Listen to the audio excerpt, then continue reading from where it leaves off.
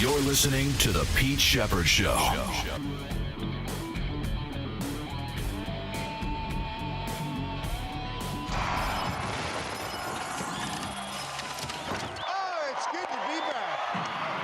pitch just a bit outside.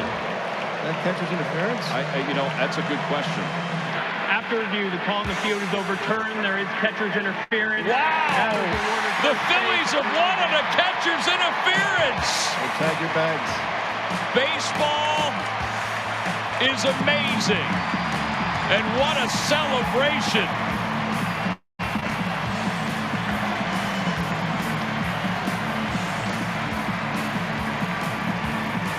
In one of the craziest finishes you will ever see. Got that right. Don't think that's happened since 1971. Crazy, crazy finish last night as a Brandon Marsh, the automatic runner, scored on the call on catcher's interference with the bases juiced in the 10th. Phillies beat the Red Sox 3-2. Carlos Nevarez, kind of the GOAT, or the not the GOAT like greatest of all time, but GOAT like in a bad way in this one. But controversial nevertheless. Phillies probably would have won anyway. But just the bizarre circumstances last night. Phillies win, beat the Red Sox 3-2, wasting a really good effort by Walker Buehler. But anyway, good morning, everybody. Welcome to the Pete Shepard Show here on the Coastal Sports Network. Thanks for checking us out here across the video platform. Follow me on X, on Twitter at PShep326, on YouTube, Rumble, Kick, LinkedIn, our Facebook pages, and SR1029, the Game, the great app up there. Call or text the show, 727-858-6650. Good show coming up for you today. 26 of 32 teams will begin NFL camp today. Got some interesting sound from Jerry Jones and Stephen Jones, who bailed out his dad. Bill Burt will join us as he heads down to Patriots camp today. And then from WTSP in Tampa, Aaron Parseghian, friend of the program, he hasn't been on with us for a while. He'll be joining us a few days before. He just took a new job. He's leaving the Tampa area and moving back to his original roots in New England and going to work for CBS, WBZ in Boston. But he's down here. We're going to get into what's going on, his thoughts on the Rays and the situation there, and a lot more. Bring in Angel Martinez right away. Good morning, Angel. How are you? We got some NFL news, obviously. We have college football news, NBA news as well. Camp's open today. I did a really stupid thing this morning. I do a lot of stupid things. This was dumb by me. And I was going to wait till after the show, but I couldn't help myself. So I started watching this morning, last night on NBC. For those of you who missed it, I think it was on at 9 o'clock or 10 o'clock. It was an hour show, and it's called Civil Mode, and they've been doing, fires and tornadoes and everything. Last night the whole show was designated towards Hurricane Ian, and it just hit me again like a ton of bricks. And I'm actually sick to my stomach. Even I shouldn't have done it. I should have waited till after the show to watch it. It's like if you see the footage and to watch, knowing that some of my friends were featured in it, somehow survived. It's blown me. I'm sorry I'm getting emotional, but that's the way I am. It is just puts everything in perspective. I don't know how, and many didn't survive, and you're going to see, if you got to go back and watch the show. It's the fifth largest storm to ever hit. Now, I live about 21 minutes away from the island, which is Fort Myers Beach. Some people still don't realize it's an island. And, only by the grace of God, where I am, my part of Fort Myers, we didn't even evacuate. We only lost power for like a day or two, and the only damage I got was to one of the lanai screens came down. But when I am blown away by the courage and the survival. Talk about survival mode. And some people during the show were featured pictures anyway of loved ones did not survive, as most of you know. But I don't think people outside of Southwest Florida maybe realize the incredible damage or incredible the storm surge and everything else. And and my buddy Randy Newsom and his dad are are boat captains, and they have a big boat. And that part of the story initially, it's just unbelievable. And I've talked to Randy several times. In fact, I reached out to him today. This morning, I meant to reach out yesterday to see if he would come on the show. I haven't heard back from him yet. I reached out to him this morning at 6 o'clock. But to know that so many of my friends, and a lot of them worked at Diamond Head back in the day, and those of you even, most people know Diamond Head, Southwest Florida. They know Lanny Kai. They know SOB. They know a lot of the places that are down here on the beach. But, so many of my friends, like Randy and Rachel and Kevin and Derek and Big Kevin, Diane, Patrick.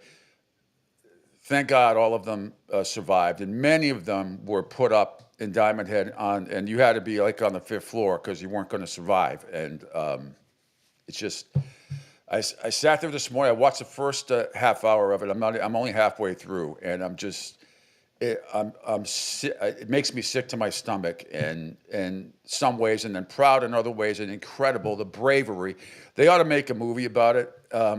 This was, and not that anybody out there wants to relive it, and I totally understand that, but just the heroic, the heroism of some of these people that survived. I can't believe it. I'm absolutely blown away, and I'm sorry to start the show like this, but I've always told you I'm a very passionate, emotional Italian guy. Some stuff just hits you like a ton of bricks, and this was something. I mean, the damage we had at our part of Fort Myers was minimal. Lucky, because when you go back to Ian, back to Irma back in 2017, when I was living in Bonita Springs, we really got hit hard. That was the eye that went over. But this storm was even more unbelievable. Last year, when Milton hit, we evacuated. We went to Fort Lauderdale for a few days, and it was fine. That was last year. But Ian in 2022, we stayed, and luckily we only lost power for, like I said, like a day and a half. But I haven't, only like a 22-minute drive, 21-minute drive away, and not just on Fort Myers Beach, the island, but in a couple of surrounding areas that were close. I have really good friends that lost their homes and cars that were floating down the street, and this was outside of Fort Myers Beach, just outside. But the island itself, I cannot believe when you really see it. And kudos to NBC and the producers for Survival Mode. They came up with footage from all these cameras and some people's cell phones, but to see it, you can't even believe it when you're watching it. You can't even believe the damage that this thing did, this hurricane did. How quickly it ascended on the island. I'm just unbelievably blown away. And because when Irma hit back in 2017, that hit more where I was living in Bonita Springs. Fort Myers Beach, incredibly, during that hurricane, hardly got anything at all. So a lot of people thought, well, we'll ride it out. We'll see what happens. And it didn't work out for a lot of people, unfortunately. For some, it did. And the story of bravery, you have to see it. If you didn't see it live, I'm sure Survival Mode is available on demand on whatever cable system, or app that you have. Just go back and watch. I don't care where you are around the country or around the world. It just puts everything in perspective, which I think sometimes is such an overused phrase, but I think it applies here. Absolutely unbelievable. The devastation, and it's still recovering. I mean, it's getting a lot better. I was down there on Saturday. I'm down there quite frequently, but it took most people around here about a year to get to even, because there was really nothing. After there was no electricity. The lights were out. I mean, there were boats all over the place in the middle of the road. Houses in the middle of the road, and it's really only right now, almost 3 years later, because this hit about, I think, September 28th. So we're coming up on the 3-year, calling it anniversary of Hurricane Ian, and we're just now here in Southwest Florida. A lot of still recovering. people on the islands, some people in Cape Coral. It's still rebuilding. But on Fort Myers Beach, I'm telling you, it is absolutely unbelievable. And I don't know. I don't know how the people did it. I really don't know how they did it. But to see it, to watch it, you saw some highlights a few days later from, later on, you heard some interviews. No footage like this. Firsthand accounts and everything else. They did an unbelievable job. And I don't care if you're around here or not, you will get emotional watching it. You just sit there and go, oh my God, is this real? Am I watching a movie? Is this like some kind of a horror story out of a Stephen King book or whatever? But unbelievable. So I just wanted to get that out there because I'm blown away by the courage of everybody on Fort Myers Beach that survived this thing. It's 3 years later, and Rick says, "Are you guys prepared if hurricane hits you?" I've always been prepared since I moved down here. In 2017, I've always been prepared. Everybody down here pretty much is prepared. You either have generators, and I don't have to put up the storm. We have built-in storm windows that we got a couple of years ago, so we don't have to put the shielding up, the metal shielding and over the windows and all that stuff. But most people are prepared. I don't think, if God forbid there's, and I'm sure when Milton came around last year, in fact, I know that most people that normally would have stayed left. I mean, they're not going to go through or even chance it again. And Milton was pretty strong, but nothing like Ian. That was the 5th largest storm to ever, hit the United States. And I knew it was going to be bad. And, I remember calling Randy. I remember calling my friend Rachel and saying, and getting no answer, going right to voicemail. Because I was like, "Are you all right? Are you all right? Where are you?" And then, maybe a day later, Randy got back to me. Rachel got back to me because she's like, "No, she goes, "We're fine, because there were people trying to escape and come over the bridge, and turned around, couldn't make it. And it's amazing. So she texted me back, not a couple hours. She's like, "Yeah, I'm okay. They put us up at we're all up on the 5th floor." Because if you've been to Diamond Head and the downstairs restaurant got absolutely destroyed. It's all rebuilt now and everything, and it looks, and they've done a great job. But when you picture the storm surge up 15 to 20 feet, and you realize that the top floor, or where the other restaurant is at the time, or was, it's back and rebuilt now. But on the on the 3rd floor, which was a good 15, 20 feet up, and the water is coming up to the window. I mean, unbelievable. So all the kids, I call them kids, so they're all pretty young. All my friends that work there were all put up in, like the 6th floor or higher, just to survive. So finally she got back to me. She's like, "Yeah, we're okay. We're gonna survive." But it's just, I don't know. Again, I apologize for bringing it up, but I think it's important for everybody to go and watch it. And it does put everything in perspective. And thank you. It's only by the grace of God that it didn't hit more of us here in Southwest Florida. But the people on Fort Myers Beach, God bless you, the bravery, and still how and Sanibel Captiva too. Don't get. I'm this thing pretty much focused on Fort Myers Beach, but Sanibel Captiva, parts of Cape Coral, other parts of Fort Myers, going up to the leading up to the back, going up to the bridge, they all got devastated. But I think if everybody should watch it, and you're gonna think you're watching a movie. You're gonna think it's like CGI effects, and it's not. It was real, and God bless all those people. Anyway, Angel, I'm sorry about that, but we'll get into sports. There's a lot to talk about today, but I had to get that off my chest, and I feel like an idiot. Because I should not, I know me.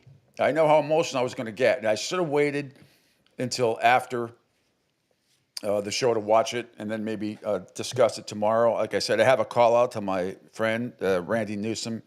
And hopefully, if he doesn't get back to me today, maybe he'll get back to me tomorrow. My friend Rachel as well was part of this. She was trapped inside Diamond Head for this. I've already talked to her. She's a bartender now and server at Lighthouse Tiki Bar, which is a great, cool place. I was just there with John Fiore on Saturday. And Kevin now, Big Kevin. Everybody knows Big Kevin. And funny, Randy's from New England, Big Kevin's from New England, but they've all lived on the island most of their lives since they were like 2. And everybody knows on Fort Myers Beach, everybody knows Big Kevin. You can't miss him because he's like a tree when he walks around. Former football player, but just a great guy. And he's one of the big mucky mucks at SOB now on Fort Myers Beach. Cool little place. Great food. Had some unbelievable scallops there on Saturday, by the way. So we're gonna eventually next day or two, we're gonna get some reaction from that because I think it's important and it makes sports look like, you know, I would sit here normally and be upset about how the Red Sox lost that game last night, but a little controversial. I think the right call was made, but nevertheless, puts everything, as I said, in perspective. So sorry, Andrew. Good morning. How are you doing? Good morning, Pete. Although I was going to start off with something funny about Jerry Jones, but no, it's right because it's 2022. First of all, that storm was not supposed to hit Fort Myers. If everybody remembers, that kept talking about it just hovered over Cuba for almost 3 days, and those guys got extremely hammered. And then it comes across the Gulf, and it was supposed to actually make a beeline into our area in Tampa, Pinellas County, and it turned right to Fort Myers Beach. It turned right to the Gulf. Yeah. Right there. No one saw that because no matter who you turned into, locally, nationally, everybody kept saying, nope, it was kind of into Tampa's going to get really severely hit, and then it makes that hard right into Fort Myers. And then it sat and spun there until it eventually made its way across the state. But no, you're right, because even if it wasn't for Governor DeSantis, I know he doesn't get a lot of praise for it either, but for a lot of the stuff he ended up putting together to make sure people were rescued. It was amazing. I don't care what, in this, you can say whatever you want. The guy was amazing. Yep. He was absolutely amazing. He got that bridge rebuilt in, In a week. Sanibel Captiva in like 10 days. It was amazing. And all the people, obviously, who not only was the order given, but the people who achieved it, unbelievable. Working their asses off right through the night. And anywho, but I mean, there's still some boats piled. They're just really finishing up the cleaning now in Fort Myers Beach. Now there's still some boats that, I mean, we're talking piles and piles of boats. We're talking about piles. One official told me, I won't say who it was off the record, told me that the Publix on Fort Myers Beach was basically being used as a temporary graveyard. I do remember that. Piles of people, in the parking lot that didn't survive. Piles. Boats, houses. I mean, the whole thing. Just watch it, and you will be, oh my God, I can't believe what I'm watching. I swear to God, it looks like a movie. It doesn't look real until you realize, and then I see people that I know. I'm going, oh my God, oh my God, oh my God. And I knew the story before. I knew how Randy and his father somehow survived. And I don't know how they did it with their boat. When you hear their story, it's absolutely amazing. And you see the footage of the boat and they do charter stuff. They take people out on rides and cruises and all that stuff, besides having a successful roofing business, which they do. Yeah. It's unbelievable. And I'm only halfway through it. Thank God I stopped. I might not have made it, Now, I was trying to find, and let's see, because there's I mean, you guys got it more with Milton last year. I mean, you guys got it. And Rick says, about Clearwater Beach, looks back to, yeah. So I know Treasure Island up your way after, last year, you got it. You guys got it pretty good. But this was the 5th largest storm ever back in 2022, Hurricane Ian, to hit the United States. I mean, I want to bring this. Let me share this for a second here. Because you bring up a great point, and we end up, the first time we went down there was in 2020, and just to kind of, like you've been saying, to put it into perspective here. So let me go start with the shot here, Let me bring this up for everyone to see. This is down there. If you guys have not been down there at Fort Myers Beach, this is the kind of like the pier area Yeah. where it's down there. Times Square. It's actually called Times Square area. So this was completely hammered, and there's if you guys can kind of see where the mouse is moving somewhat up on the screen there, but if you don't, I apologize for it. But behind that blue building, basically, there was Dunkin' Donuts, there was a pizza shop, there was all kinds of stuff that was back there, including the pier. See the yellow part of that building? Yeah. That's where the water was over that. Yeah. I want you to picture that. The water was over that, the storm surge. And there was the corner we're standing at, which now there's a traffic light there, but right where that corner is, the water was going into that building. Like that whole area was completely white. That traffic light, by the way, Angel, as I went by it again Saturday. It still doesn't work. Still doesn't work. A lot of times there's a policeman down there directing traffic. But yeah, it's just, a lot of the pictures that you're going to see, it didn't exist. I mean, these are newer pictures, but they were everything was blown away. Yeah. Well, this was from 2020. So that's not even, that's not even current stuff. 2 years or 2 years before. Yeah. Mm-hmm. Yeah. And it's amazing because even when you look back at like this is the pier right now and the stuff right there to your left, like that stuff was just gone. All that stuff was gone. Gone. Restaurants on the beach side. Forget across the street. I mean, the Leaky Tiki, right across from Diamond Head, diagonally across, one of my favorite places. They absolutely just washed away. Bottles and roofs and just washed away. And that was across the street. On the beach side, there was a Junkaroo, or a great, cool little spot, washed away. All those great little bars on Fort Myers Beach, all gone.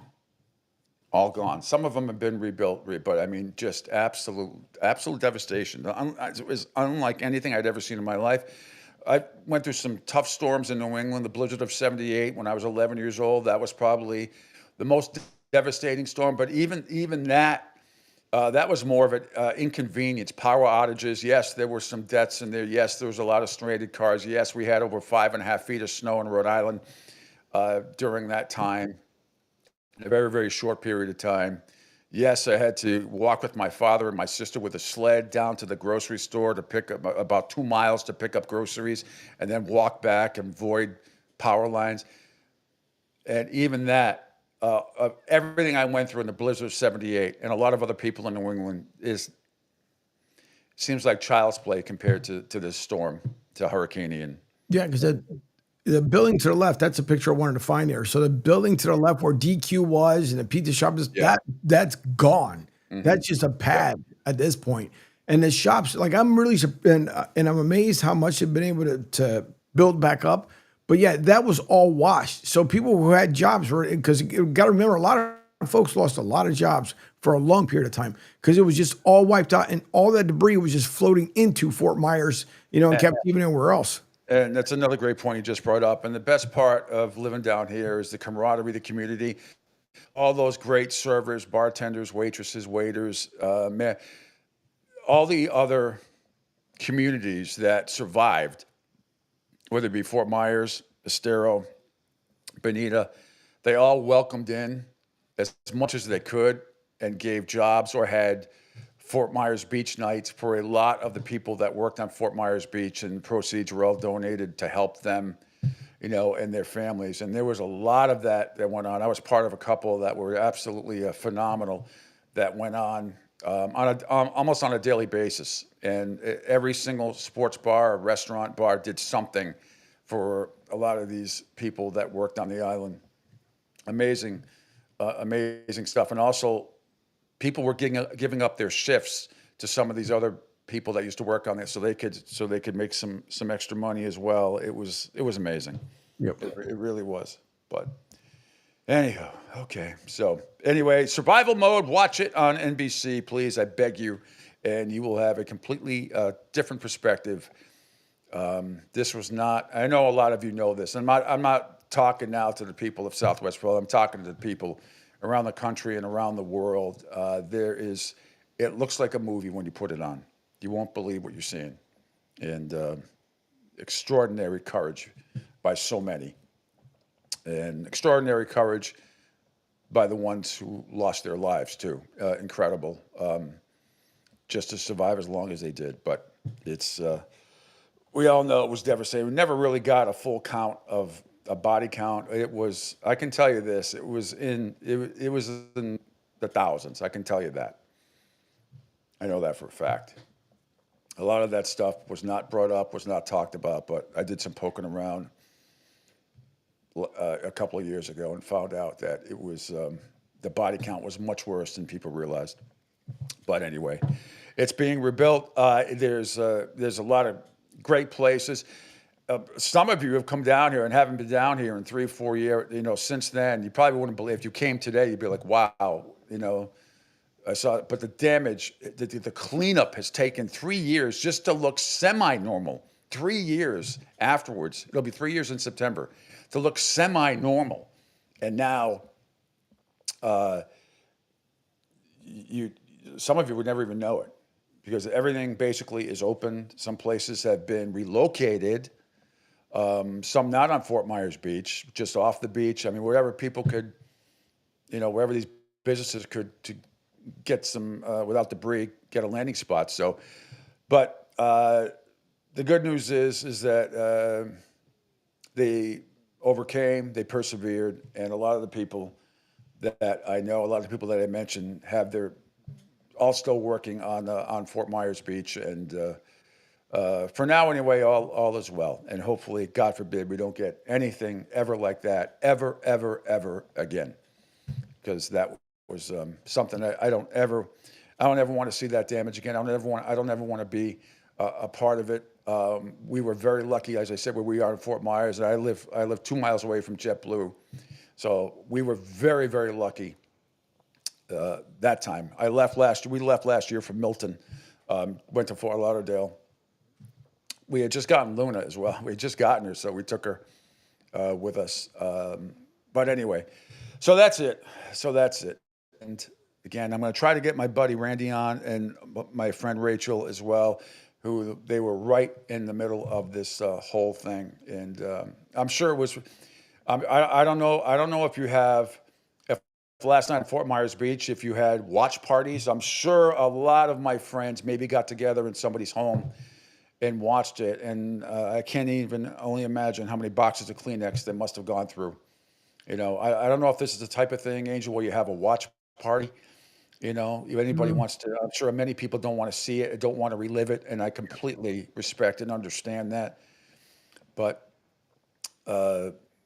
But I'm sure there were some of my friends, some that I named, that had viewing parties at their home or whatever, or even memorials, for the people that passed. So, all right.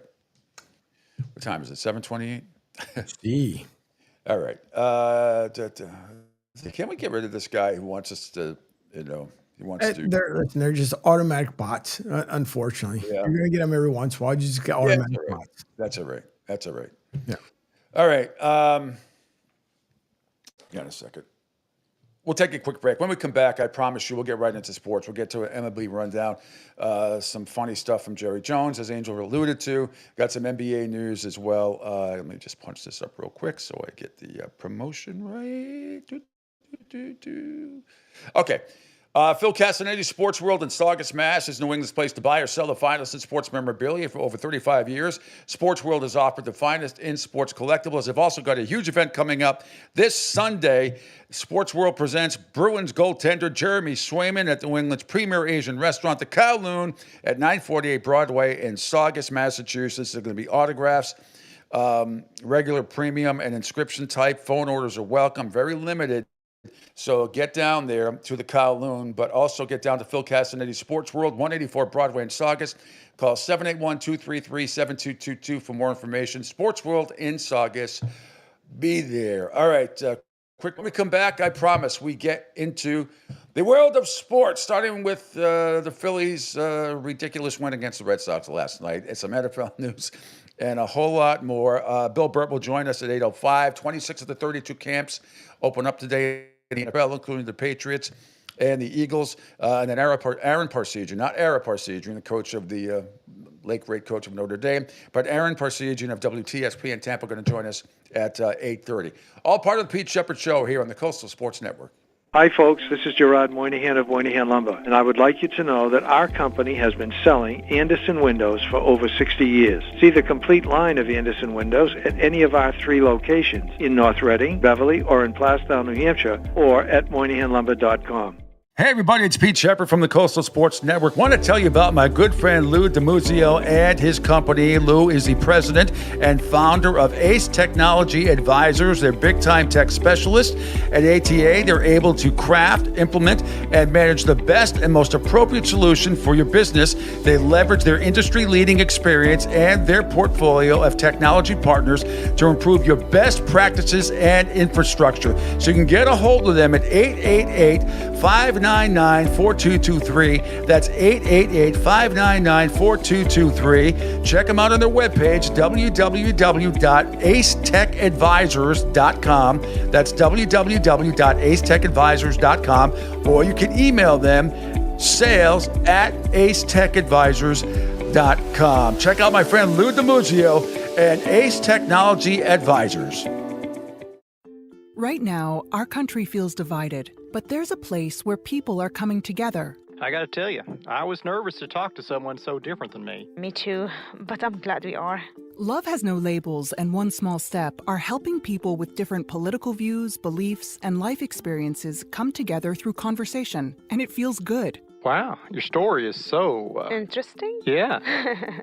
When people actually sit down, talk, and listen to one another, they can break down boundaries and connect as human beings. At lovehasnolabels.com/onesmallstep, you can listen to amazing, life-changing conversations and find simple tools to start a conversation of your own. I know one thing. This conversation gives me hope. It gives me a lot of hope too. Take a step toward bringing our country and your community together by having the courage to start a conversation at lovehasnolabels.com/onesmallstep. A message from StoryCorps, Love Has No Labels, and the Ad Council.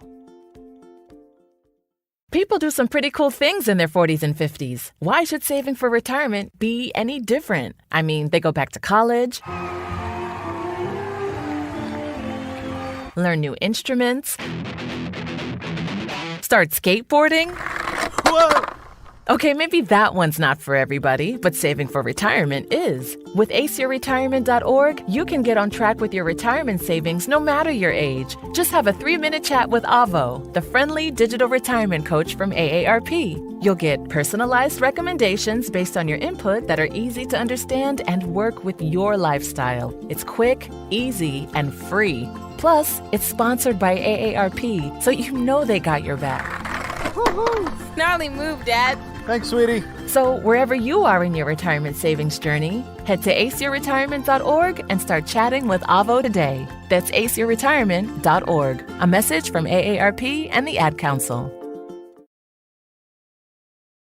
Adopt US Kids presents What to Expect When You're Expecting. A teenager. Learning the lingo. Today I'm going to help parents translate teen slang. Now, when a teen says something is on fleek, it's exactly like saying, that's rad. It simply means that something is awesome or cool. Another one is totes. It's exactly like saying, totally, just shorter. As in, I totes love going to the mall with Becca. Another word you might hear is jelly. Jelly is a shorter, better way to say jealous. As in, Chloe, I am like so jelly of your unicorn phone case. You don't have to speak teen to be a perfect parent. Thousands of teens in foster care will think you're, rad, just the same. To learn more, visit adoptuskids.org. A public service announcement brought to you by the U.S. Department of Health and Human Services, Adopt U.S. Kids, and the Ad Council. This is the story of a very special woman. In a matter of seconds, she turned herself into a great mathematician or an entrepreneur. Her knowledge was limitless and still is. She could also make monsters disappear, especially those that lurked in the shadows under the bed. Once, this woman put back together a teenage girl's broken heart, which had been shattered in 1,000 pieces, just by giving her a bear hug. She masqueraded as a regular person at work, but as a superhero at home. Everyone knows her as Gabriella. I still call her Mom. Your hero needs you now, and AARP is here to help. Find the care guides you need to help, complete with tips and resources at aarp.org/caregiving. A public service announcement brought to you by AARP and the Ad Council. Don't spaz out because your team lost. Let Pete do it for you. Now, back to the Pete Shepherd Show.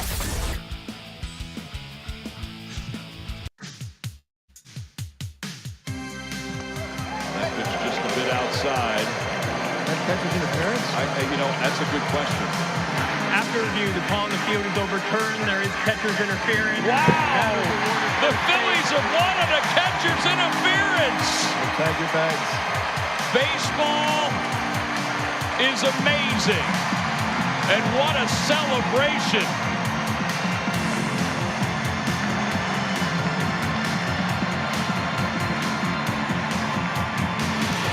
In one of the craziest finishes you will ever see. Yep, thanks to NBC Sports Philadelphia for that rendition. Now, it might have been a tad controversial. I think Red Sox fans are more pissed about what happened in the top of the inning, not having Durant bunt, moving the guy over. I hate the automatic runner on second base. Now, I think the Phillies would have won last night anyway. The bases were loaded with nobody out. They probably would have gotten a run in, but you never know. There could have been a strikeout there, and then they could hit into a double play. But more probable than not, the Phillies probably would have won the game anyway. But absolutely something that I don't think has been done since 1971, a game ending like that. Automatic runner Brandon Marsh scored on a call of catcher's interference. Bases loaded in the 10th. Phillies walk off with a 3-2 win. So with nobody out, in the bottom of the 10th, again, nobody out. Edmund Sosa made that check swing on a pitch. And it's supposed to be called on a swing. The ball was clearly in Carlos Navarro's, not clearly, but I think most people thought the ball was in his glove. But nevertheless, it's still, it was a bad faux pas on his part. We'll hear from him in a second. So in the bottom of the 10th, nobody out. Edmund Sosa made a check swing on a pitch from Jordan Hicks. It was called a ball, and his bat hit the glove of catcher Carlos Navarez. The Phillies asked for review, and the call was overturned, allowing Marsh to score the winning run without a Philadelphia hit in the inning. So the Phillies deserved it, and the Red Sox wasted a great effort by Walker Buehler. Meanwhile, the Phillies got, once again, Zach Wheeler, who's, in my opinion, the front runner for the National League Cy Young Award. Maybe Paul Skeens, who pitched a shutout, or was part of a shutout last night as well. But the Phillies scored twice in the fourth. We'll get to the highlights, and then we'll get to some of the reaction. All right, let's go. In the top of the first inning, Red Sox got it going early.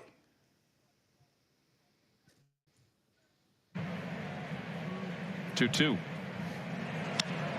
And a fly ball into left, well hit, driving back Kepler all the way to the wall, leaping up, she's gone! And a terrific start for the Red Sox tonight. Jarren Duran knocking one into the bleachers. And the Sox take a 1-0 lead. I think Chicago may have started something. The tail end of game 3, and the Red Sox are quickly on the board. That's a good start, getting on top of it. Yeah, opposite field. I couldn't believe that ball went out last night. I really couldn't. I was like, geez. At Fenway, that would have been off the wall and probably a single. Because the wall takes away more home runs than it gives. The wall giveth and wall taketh away. The wall, trust me, is responsible for a lot more singles and doubles than it is home runs. People think it's a short.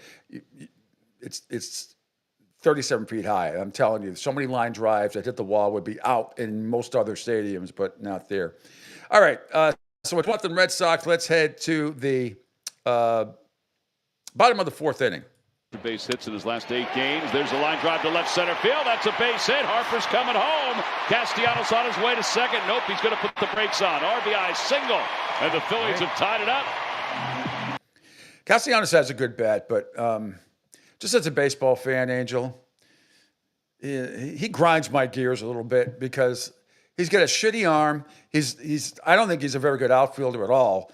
But he's a good hitter. I mean, and I guess a lot of teams have players like that. But as a Philly fan, are you a Castellanos fan? I'm going to agree with exactly what you said there. I'm not the biggest Castellanos fan by any means whatsoever, but at times we need him to come clutch, far and few in between, because he has at times also a big swing and a miss, or he's popped out or something else. But yeah, not the best outfielder whatsoever. So I would agree there. But yeah, he's the rah-rah shish-boom guy, and just, hey, we're going to do that. All right, let's head to the bottom of the fourth inning. Phillies take the lead. Ground ball, left side, base hit to left center field. Here comes Castellanos. He'll score. RBI single for JT. It's a 9-game hitting streak. All right, it's 2-1 Philadelphia. Trevor Story, though, ties the game, top of the sixth. And a 1-0. Base hit into left field. Bregman will score. Anthony to third. And this game is tied as the throw gets away. Story will be content with one as he gets back to the bag. 3 consecutive hits on Zach Wheeler to tie the game 2-2. Yeah. All right, and then that's the way it would be till the 10th inning. I'm not going to play the cut again. You know what happened. The Red Sox failed to score in the top of the 10th. I didn't like the way Cora managed that inning, but it is what it is. They loaded the bases for the Phillies at the bottom of the 10th, and then the questionable catcher's interference call, but I can't get too disgusted over it because it's not like there was 2 outs with 2 strikes or anything like that. The bases were loaded and nobody out. And more probable than not, the Phillies probably still would have won that game. So the good news for the Red Sox is they don't lose any ground. Well, they lose ground as far as the division goes. They're 6 back of the Blue Jays. Now, the Blue Jays beat the Yankees, so the teams that the Red Sox needed to lose last night all lost. Yankees lost, Tampa Bay lost, and Seattle lost, which we'll get to the highlights coming up right now. So Kansas City clobbered the Cubs by a score of 12-4. Actually, no, before I do that, Angel, before we do that, I do want to I forgot. I don't want to forget. Play the video. It is about 3 down. This is Miguel Navarez after the game-ending catcher's interference call, and he talks about it. It's under Nesson. Yep.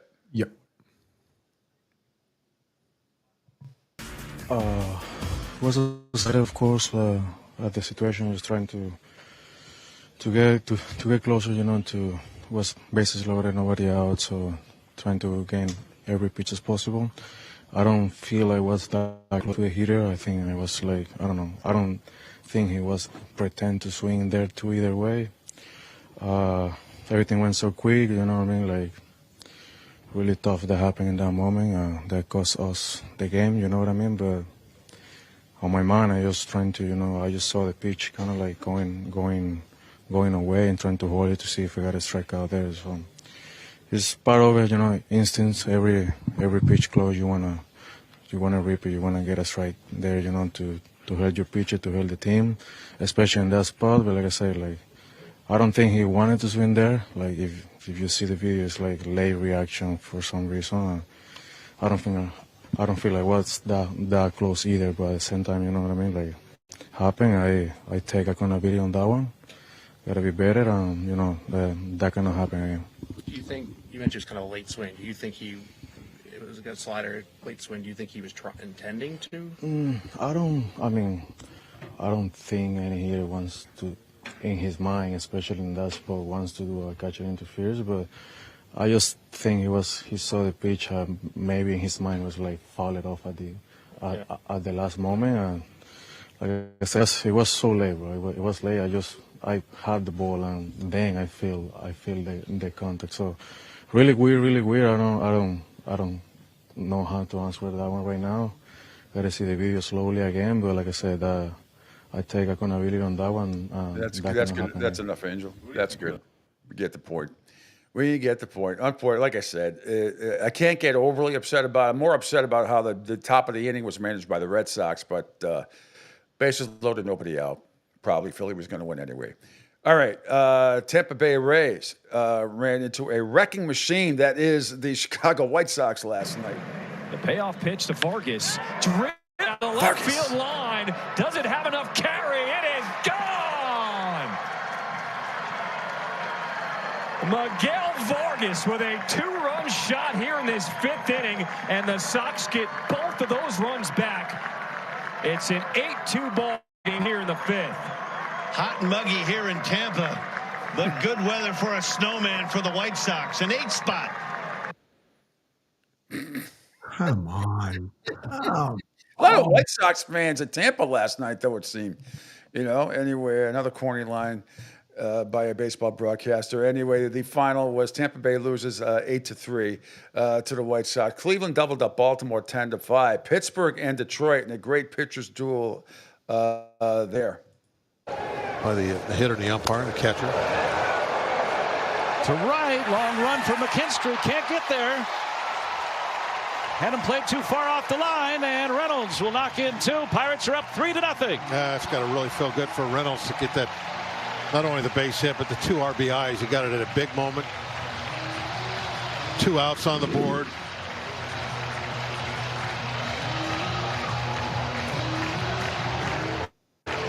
And they had McKinstry played about 120 feet off the line. Well, it might be hard to see the numbers from out there. Those are defensive numbers. All right, Pittsburgh, great job by Paul Skeens again last night. Pitched 6 shutout innings, and the Pirates blanked Detroit 3-0. San Diego and Miami in a nail biter. Let's see, how did this? Tell me we don't have the. All right, here's San Diego. Here's how they got their 2. Line to right field, and that's going to get in for a base hit. From third base comes Bogaerts, and the Padres take a 1-0 lead. Jackson Merrill drives in the game's first run. Well, it looks to me that Jackson Merrill is feeling A-OK. That was a slider down and away. He went out and got it. Xander doing the right thing, just making sure that hits grass, and he scampers home.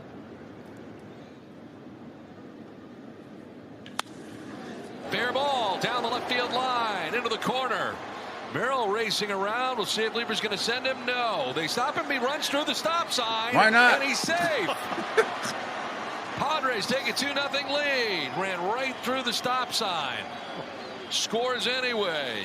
Padres Just like lead people who drive around here, run right through the stop sign. That's what I love about this game of baseball. You never know what you're going to see. First, he cleans this one out, Maldonado. Now it's down into the corner, right? Now Tim Lieber, third base coach, he's got to make a decision. Jackson says, I've got your stop sign. Yeah. No ticket written right there, just a warning. But he scores. Second run for San Diego. So they needed Jackson Merrill, the RBI single. He just heard Martin Maldonado right there, another RBI single. That was in the top of the second. That was it. San Diego wins 2-1. Washington got by Cincinnati 10-8. Toronto and the Yankees went at it. Yeah. Be right back.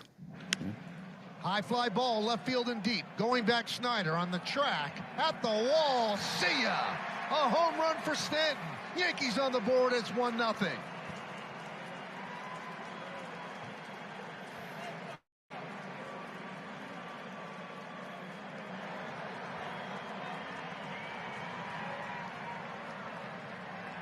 All right, Michael Kay with a call on the Yes Network, but the Blue Jays retake the lead for good in the bottom of the 5th.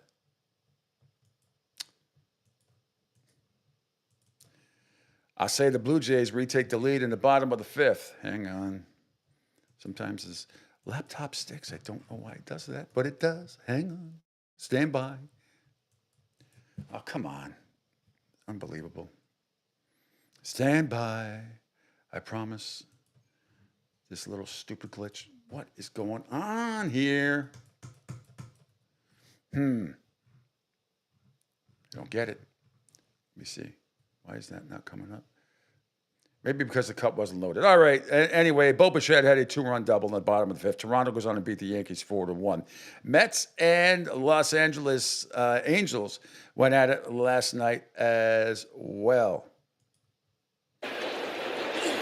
Beatty drives one to deep right center field, back toward the wall, and it's out of here. But Beatty homers to get the Mets on the board, a 2-run shot. And it cuts the Angels lead in half. It's now 4-2.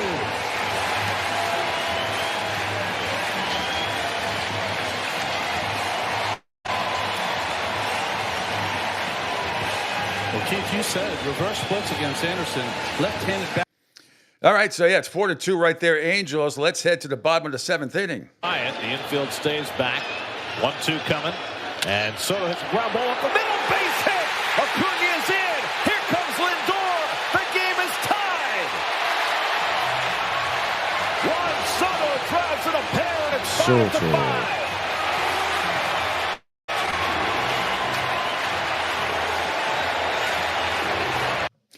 Gary Cohen with the call, SNY right there. Mets go on to win to come back and beat the Angels 7-5. Atlanta and San Francisco. Atlanta got by the Giants 9-5. Texas over the Athletics 7-2 in that one. Big hit right here. So now second and third, they'll bring the infield in. And that ball's corked. Deep out to left. It's got a chance. Gone!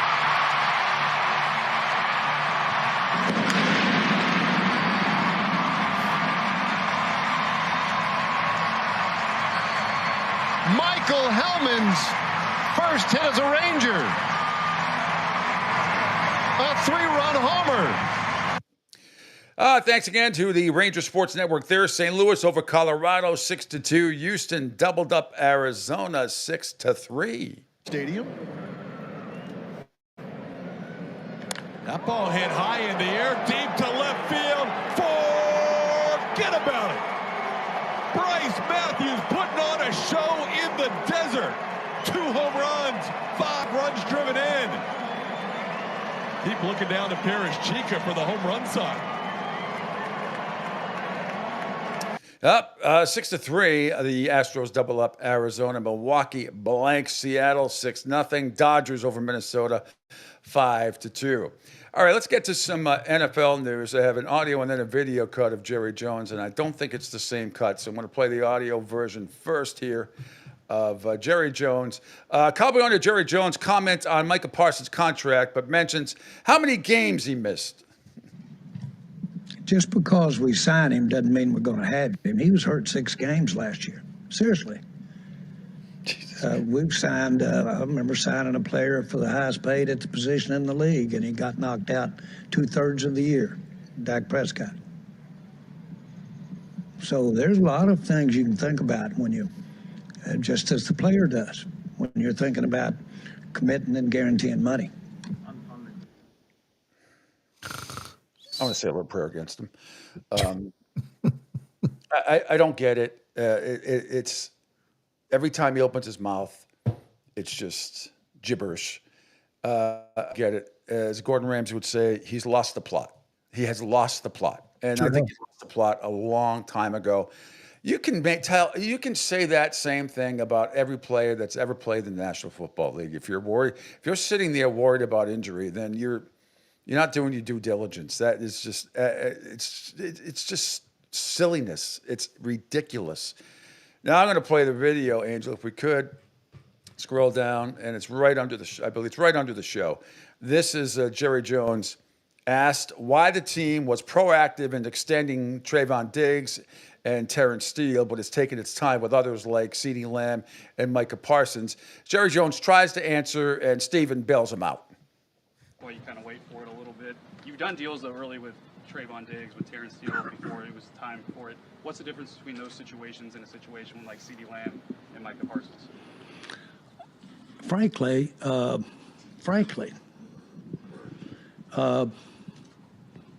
should we have waited on Diggs and Steele? Oh, you brought them up. I didn't. Well, the other thing is the willingness. I mean, you have players who are, who decide, hey, I'm willing to wait, and I'm going to wait on bigger numbers, and then you got other players who want to be more conservative and say, hey, I'd like to have my money now, and that's every person's different, every player's different, and you respect both. Well, you kind of wait for it a little bit. It's laughable. Right? I mean, it's really, if you're a Cowboys fan, you got to be so disgusted. You got to be so livid. I mean, it's just ridiculous. Okay. First of all, the reason why you guys want to tank this, season, what is that ridiculous hat? Is that a field goal of dreams? Like, what the hell is that nonsense? It might be a is that a company of some sort? I can't tell. It's got to be something that's going to make him money. That's not a hat, but that's not like a new cowboy hat. I can't. Yeah, I can't he's got the star on the side of the hat. Oh, it's got the star on the side. What's on the front of the hat? I'm telling you, it's either a field goal in the clouds or some crap. I don't know. Maybe it's Jerry Jones' glory hole. I freaking have no damn idea. All I know is just ridiculous. It's stupid. Some sort of an X. I don't know. It looks like I don't know what that is. It doesn't. What's on? I can't see the side of the hat, so I don't know if some sort of a alternate cowboy cap or it's some sort of an emblem that's a corporate emblem that he's making money off of. There's a star there on the left, right by his left ear is a star, but that's the reason why the Cowboys are going to suck once again this year. You guys are welcome. Go Birds. Dallas will finish third in the NFC East. You know, I think Pickett's going to be. We'll see. It's either going to go really well or be a disaster. You know, big time disaster. I can't wait to see how Jerry Jones handles that situation when it blows up in his face. Yep. The potential for it to blow up in his face. It's going to blow up. Yeah. Guaranteed. All right. What else? What video did I have? Blah, blah, blah. Oh, okay. Yeah. Let's go right underneath that to Field Yates and move on to a different organization. Today we're talking about the Detroit Lions, the elite roster built by GM Brad Holmes, and the MCDC is still leading the way. So here's the crew on Field Yates, my buddy, talking about the Lions. Yeah, so we've covered both sides of this coin now, right? Mina got to the heart of how they're going to have to replace players, and Hawk talked about how they're going to have to replace coaches. So you look at it in the aggregate, and this team just has a lot of gap filling to do this offseason, and this training camp is going to be very influential because you're talking about basically multiple levels of the defense, a significant portion of the interior of the offensive line, and of course the coaching staff, which I feel, I do believe that there is certainly a pathway for this team to remain amongst the very best in the NFC. I'm going to bet on the Detroit Lions being excellent again this season. But until we see it, there is an element of the unknown that this team is going to have to prove to us early on. The most important point, though, I do think here for this team is the head coach, Dan Campbell, is still in place, and the roster is amongst the very best as GM Brad Holmes has totally reshaped it in his relatively brief tenure in Detroit. All right. Field Yates, by the way, changed his hair. He's got a little mullet, and it's not as it's a different coif. It is. I'm glad you picked up on it too, because I thought it didn't look the same when he was on with us. But hey, listen, whatever. Maybe it's the summer training camp look, and then once training camp starts, he'll go back to where he was. That's what I just got a text from my buddy Randy, who I was talking about, and he's in Kentucky on a business trip. Said, "Hey, buddy, pretty wild to relive the last watch. I almost forgot how bad it was. I'm in Kentucky, still working. I have a big meeting about to go into." He said it's going to be a few hours, so I'm trying to get him on. I said maybe tomorrow, but so he's in good spirits. So yeah, so there's Field Yates. All right. Meanwhile, the situation going on in Cincinnati is nothing new with this bozo of an organization. Shamar Stewart, the edge rusher out of Texas A&M, he is still not signed, and Bengals owner Mike Brown with Ari Mirioff explains the situation. Tries to, anyway. Does this one feel unique? This one is surprising. I hesitate to get into the detail, but basically it turns on whether out years are guaranteed if he gets involved in conduct detrimental to football. Well, what does that mean? Detrimental to football in recent years has been violence to women. That's about the one that comes to mind. There are others probably, but that's the one that I think of. Well, if we get a player who gets involved in something like that or does something that is just unacceptable, guess what? I don't want to pay him. I really don't. If he's sitting in jail, I don't think I ought to be paying him. And so we say that if he got involved in conduct detrimental, we'd have the right to terminate the guaranteed part for the back years. He says, his agent says, oh no, you can terminate the guaranteed part only for the remaining part of the year in which the event occurs. Oddly, something like this has never occurred in my memory with us. I don't think it's going to occur. So we're sitting here arguing over something that I think is pretty remote. And I ask myself sometimes why the hell we're doing it, but we are. And he's doing it too. And at some point, we got to put this stuff behind and just get him signed and get him up here and get him so he can be a contributor. He needs to get underway soon. It doesn't help him or us to have this strung out. Look, come on, Mike. With all due respect, you want to talk about conduct detrimental. Again, we could play this game all day and do this for every. I mean, in that scenario, you sign no players. I mean, you can't foresee the future. You hope it'd be one thing. This guy, as far as I know, doesn't have a past history. He doesn't have a past history. But I'm just saying, you could do that about everybody. You wouldn't sign anybody if everybody had that same mentality, conduct detrimental. You don't want to pay them if things should go awry. Well, I mean, do you have the force? Can you see into the future? Are you Yoda? I don't get it. It's not gonna. I don't see how that is going to be relevant unless this guy had a massive, horrible past that we don't know about. Does he do this with all his players and they all accept it? Does Joey Burrow have this in his contract? Probably not. Some of the other players, I don't know. But Shamar Stewart, the edge rusher at Texas A&M, the first-round pick, 17th overall, still without a contract. Absolutely unbelievable. All right. Let's take a quick break, Angel, and then when we come back, Bill Burt from the Eagle Tribune going to be joining us. 26 of the 32 NFL camps open today, including the Patriots. So we'll get into that with him and a lot more. See what he thinks about the situation. And then also the mayor of Washington, D.C. has come out as predicted, as other politicians will, telling President Trump to stick it and just stay out of the way when it comes to stadiums, because it's going to... It's not going to happen, Mr. President. With all due respect, I told you the NFL is more powerful than you. Back to the Pete Shepard Show after this quick break on the Coastal Sports Network. Hi, folks. This is Gerard Moynihan of Moynihan Lumber, and I would like you to know that our company has been selling Anderson windows for over 60 years. See the complete line of Anderson windows at any of our 3 locations in North Reading, Beverly, or in Plastown, New Hampshire, or at MoynihanLumber.com. Hey, everybody, it's Pete Shepard from the Coastal Sports Network. Want to tell you about my good friend Lou DiMuzio and his company. Lou is the president and founder of Ace Technology Advisors. They're big-time tech specialists. At ATA, they're able to craft, implement, and manage the best and most appropriate solution for your business. They leverage their industry-leading experience and their portfolio of technology partners to improve your best practices and infrastructure. So you can get a hold of them at 888-599-4223. That's 888-599-4223. Check them out on their webpage, www.acetechadvisors.com. That's www.acetechadvisors.com.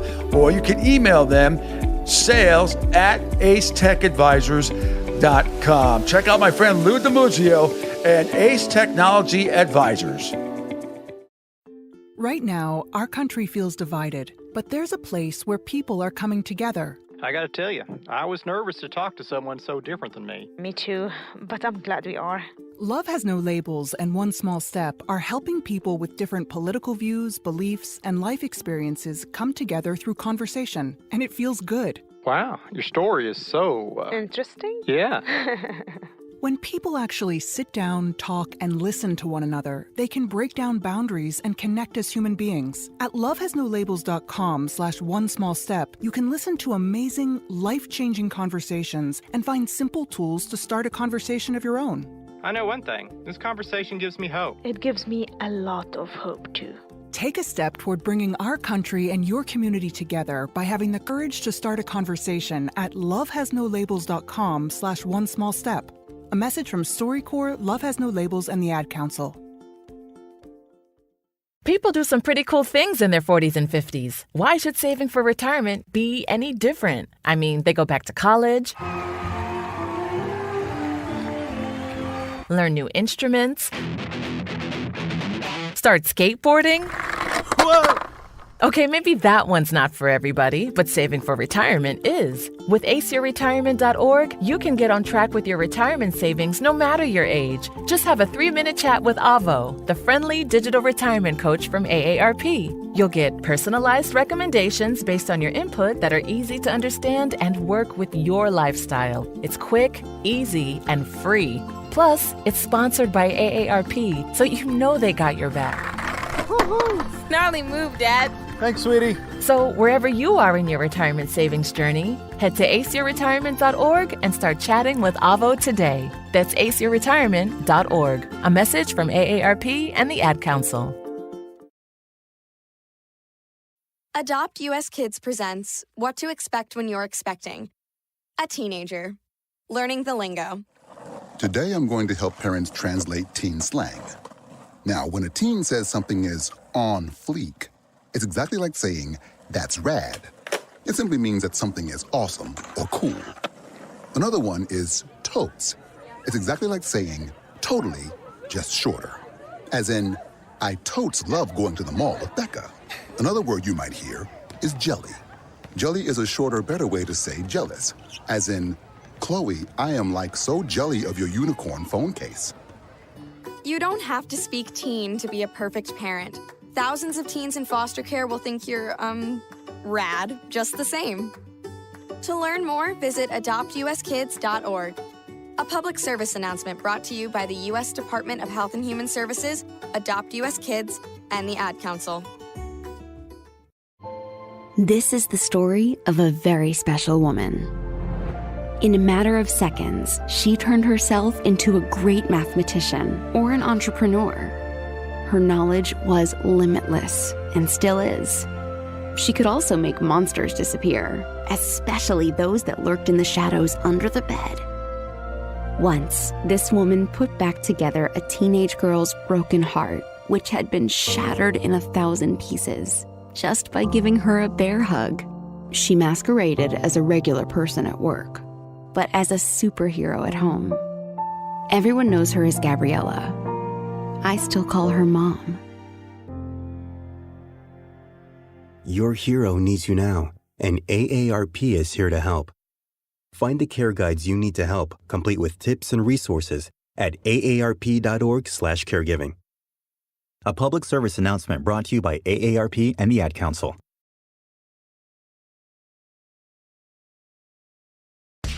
The Pete Shepard Show. It's fun for the whole family, if it's dysfunctional.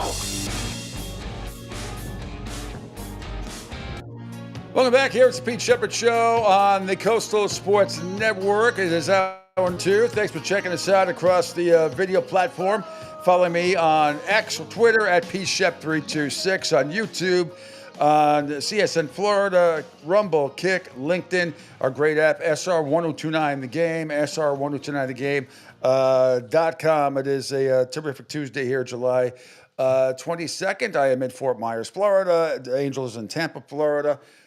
First part of the show, we revisited the survival mode show on last night on NBC about Hurricane Ian, and it was just absolutely unbelievable. I recommend everybody please watch it. Surreal, absolute surreal. Bob says the Red Sox lost last night, turning point in the season. Now, I'm not ready to go there yet. Not ready to go there yet. I'm looking at it this way, Bob. The bases were loaded with nobody out. They probably would have lost the game anyway. I'm more pissed at the top of the 10th inning the way Cora management managed that game. But we'll see. All right, Angel, trying to get Bill Burt on. He says he's calling. It's going right to voicemail. Oh, we got it. We got him. Okay, I got you. I got you. I got you. I got you. I said in the text he was calling in yesterday. I am very adamant about that. I'm going to read it back to you. It said, let's see. Yes. Um, oh, I know. No, it's not your fault. It's not your fault. Goodwill Hunting. Hey, Bill Burt, how are you from the Eagle Tribune? Good. How are you? How's your drive so far? How much traffic you in? Of Nantucket, and now I'm in bumper to bumper here at Route 93 heading into Boston. So, but it is a beautiful day here in Boston, by the way. But Yeah, a little different now. Back to the real world. Get back to the real world. You're on your way to Foxborough. I mean, training camp opens. So you're on your way to Foxborough. I know you're doing something else before Foxborough, right? Yeah, so I got to do something this morning, and no, I'm going down to Foxborough tomorrow, and then I got the Red Sox on their opener with the Dodgers on Thursday. Yeah, I can't get too upset about last night. I mean, upset more about how Cora managed in the top of the 10th inning, bottom of the inning, bases were loaded.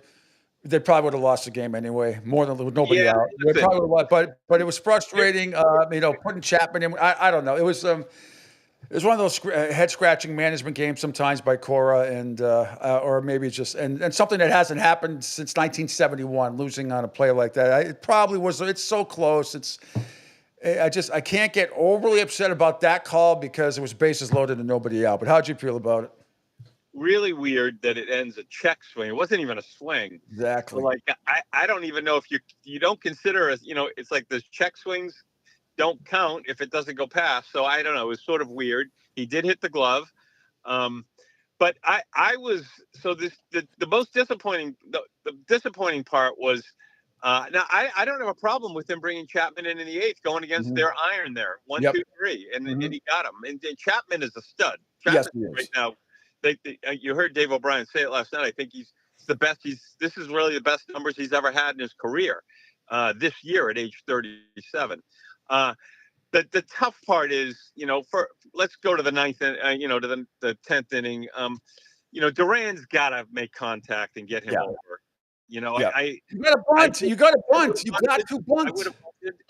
I think that comes from above, by the way. Lineups come from above. Situations. This is now, you heard the story. It's 6 in a row. They've lost where they haven't scored. The first, usually it's, I think the first team usually scores like 75% of the time. Red Sox are 0 for 6 right now. Well, they scored the first run last night. Duran's opposite field home run. They're up 1-0. They get a great effort out of Walker Buehler. It's granted going up against a Cy Young pitcher and Zach Wheeler. You went against arguably the best pitcher in baseball, and you were head to head. And Buehler fought him, and Buehler deserves a lot of credit. Yes, he does. He's gonna win that 4th spot, which now is up for grabs, and they're gonna have to definitely go out and get a pitcher, and they're gonna get a guy who's gonna be either a 2 or a 3. So Bayo will be the 3rd or whatever. But Walker Buehler made a statement. He's been, had a couple pretty good outings, and to go 7 innings, 2 runs. 3 in a row he's had. You can't ask for more. Yeah. No, you can't. I just think you have to have Duran bunt in that situation. And you're right. I believe this is where the analytic a-holes come into play upstairs. They want to be up by 2 runs instead of 1 run. I don't know. I hate the rule anyway. I hate the rule. Get a run and roll the dice.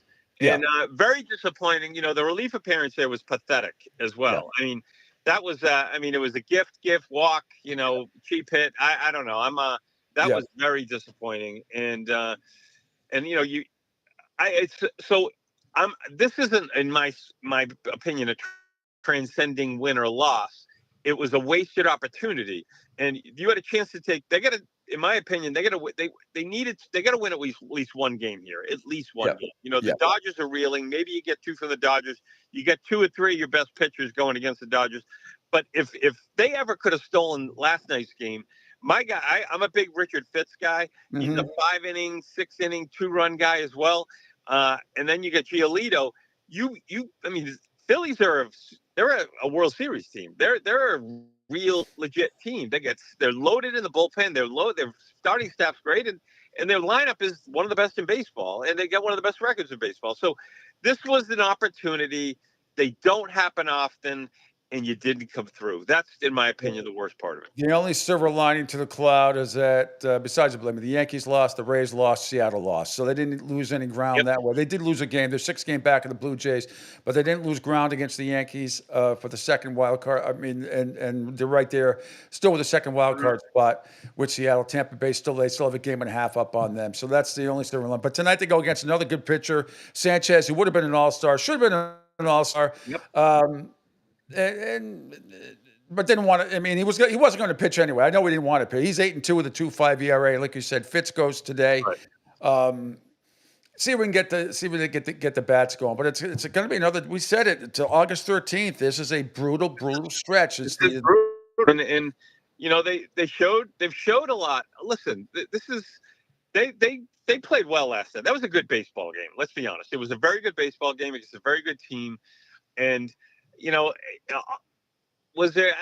There weren't any real bad missed opportunities. All I'm saying is in the 10th inning, you got to get that runner over to third. Yep. And you know what? And Duran's got to do. We can't just let Duran off the hook either. Not at all. Job. He's got to bunt, but why? Why don't they bunt? Why don't you bunt in that situation? It's just, I agree. I think that comes from above. I can think of being told, no, the analytics say no. Bullshit. I mean, I can't stand the rule anyway. I hate the ghost runner on second. I hate it, hate it, hate it. I like all the other rule changes in baseball, but I hate that rule. I can't stand it. But what's happened, Pete, and we've talked about this before. I'll talk to it till I'm blue in the face. What's happened in baseball is the baseball people answer to the analytics people, when in my opinion it should be the other way around. Which in Philadelphia it's the other way.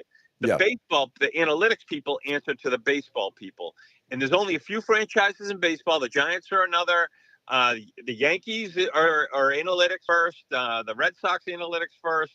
There's a lot of teams that do this, so it's the way of life. The lineup is given to Cora when he gets to the office. It's based on percentages, who's done what against the guy coming up, and that's baseball right now. I don't like it. I'm a baseball guy, and I think analytics can help you, but they get in the way. They're excuses. Well, we just went with the percentages and we missed it. That's not our fault. Yes, it is your fault. You lost the game. This is not fucking Stratomatic like we used to play as kids. Right. I mean, this is real. Sometimes you got to go with hunches, hot hitters, lefty, righty, doesn't matter. Sometimes you got to go with what's hot, and just how about baseball 101 common sense? In this day and age, bunt that guy over. Yep. Try to, or at least make contact. At least make contact to the right side. You got to do it. Top reliever, you're not going to hit that. Very good reliever. I mean, you got to just get the run in, and that's baseball. Just get in the fifth inning. You're right. It's a close game. You sense it's going to be well pitched. Just get a run in. Don't worry about the 3-run inning, the 4-run inning, the home runs, and that's where I battle what's going on in the game right now. And last night we saw a perfect example of it.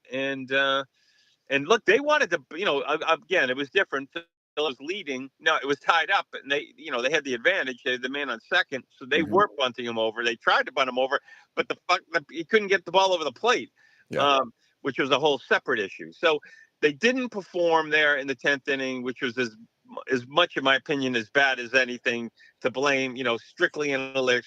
How about guys coming through? Duran had a good game. Look, he led the game off with a homer. He got hit by pitch. But when he's up there, and I was thinking bunt, and he didn't bunt. I go, okay, it's Duran. He'll know what to do. Just get roll over. Dave O'Brien said it. Just with 2 strikes, roll the ball over at second, get him over to third. That's your job. And instead, he swings at a pitch a foot outside. It was awful. It was a bad at bat. This is important, Pete. They can't get swept here. This is and so it's Fitz and Giolito. And I think the bullpen is still got a lot in them. Still, you got Whitlock went 1 inning. When he goes 1 inning, he can come back the next day. But Fitz is he's going to go 5 or 6 innings. That's it. So it's going to be Weissert. It's going to be Martin. So they got some. They got to win tonight. You got to get the bats going. And you can't go 2-1, 2-2. They need 4 or 5 runs tonight. No question about it. All right, let's switch over to the NFL. Before we get to the Patriots, I keep saying it. I'm only saying it half tongue in cheek. Roger Goodell and the NFL are more powerful than the president. So he can talk stuff all he wants. That he's going to do this, going to do that. Ain't going to happen. I know Mayor Muriel Bowser, in Washington, D.C., Commanders are going to get the stadium over there is going to get done. I don't care who is president. Roger Goodell and his salary and the lobbyists that I'm sure, or even if they're politically aligned with Mr. Trump, or I would say this for any other, it doesn't matter. The NFL will prevail. There's other more important issues. I hate when any politician, Democrat, Republican, Independent, gets involved in sports. It usually doesn't end well. But my theory that the NFL is more powerful than the president, I'm saying it only half tongue in cheek. The NFL will prevail, Bill Burt. Yes, they will. They always do. And they will cater to the fans, to the audience, to a little politics, to a little BLM. They've done it, but it's just like a quicker, throw some money at it. And then in the end, they'll do what they want to do. You said it, Pete. They're more powerful than the president. Period. Makes $48 million a year. What's the president make? He can sign all he wants. He can $48 million. He does, but obviously you probably will after it's over. But you get your point is made. Roger Goodell is the most powerful person in sports, and he'll placate like he isn't, and he hides. He does a good job at hiding when he needs to. So no, they're going to do what they want to do in the end. So it's going to be interesting, Pete. It's going to be interesting, this whole situation, the naming of teams. Do you bring it back? They're already talking about that in baseball. Fans have put out a petition. They want the Indians back. They can't really, the Commanders and all this, the Washington football team. This stuff isn't sinking in. Are you like me? I'm kind of over it now. Like I just don't give a shit. I mean, I'm kind of over it. It is what it is. I don't lose sleep over it anymore. I understand the passion. I understand it, but I'm kind of over it. I don't either. And I don't lose sleep in who's starting all-star games. The voting. No. It doesn't matter. It doesn't matter. Yeah. So I'm with you. There are more important fish to fry. And like a game like last night, the Patriots starting camp tomorrow. And, my biggest take is I'm in shock at how little drama has happened this last 2 months. It's been that's a good thing. But before we get into the Patriots too, now did you hear what Mike Brown said yesterday about Shamar Stewart, the first round pick, the edge rusher? Absolutely. But couldn't every single owner say that? I mean, one thing if this guy had a record, or maybe he does, or something we don't know. I don't know. But to say that you're holding up his rookie contract because of conduct detrimental language in it, you could say that about everybody. Every contract ever written for every sport, you could write that. What is he thinking? I mean, I thought Jerry Jones was whacked out. Look at that team they got for $100,000 in 1961 or whenever, and now it's worth over $5-6 billion, despite their management. And what they're doing, what's wrong in my opinion in sports. John Henry pulling the same thing. Yeah. They buy a team for $180 million. Now you're worth $5 or $6 billion. And you're treating it like it's an asset. No, forget the asset. You're treating it like it's a balance sheet. You have more money in equity. You could borrow $100 million tomorrow and pay it back in 3 days and pay off all your expenses. So don't treat this like it's a mom and pop shop. It isn't. You could sell the team tomorrow for $5 billion. Literally $5 billion, and then this contract stuff wouldn't matter because it doesn't matter.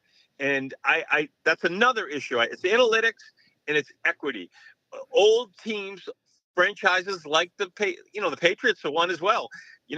Don't treat it like a balance sheet because it's not. You're making $1 million a day just by existing. You're growing in worth $1 million a day just by existing. So treat your franchise like that. The Celtics did it, and then they pulled back when it was the right time. Celtics treated it like it was a true asset and not a balance sheet. And look what we had a great run for a few years. I know about a month and a half ago, the Trey Hendrickson rumors about him, the Patriots being interested, and why wouldn't they be, along with a lot of other teams. He's still not signed yet. Out of FAU.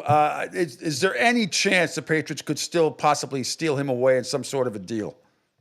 I don't see it, Pete. I just don't see it. Damn it. No. Nope.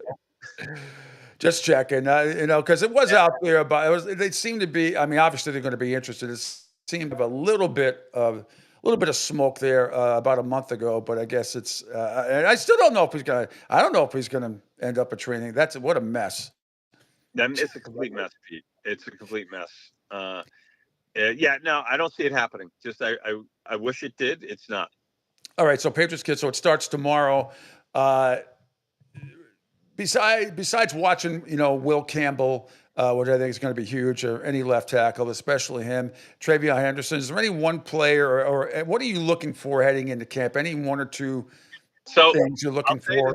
The most important player on the team this year is Stephon Diggs, and I say that obviously the quarterback, obviously cornerbacks, and we could argue,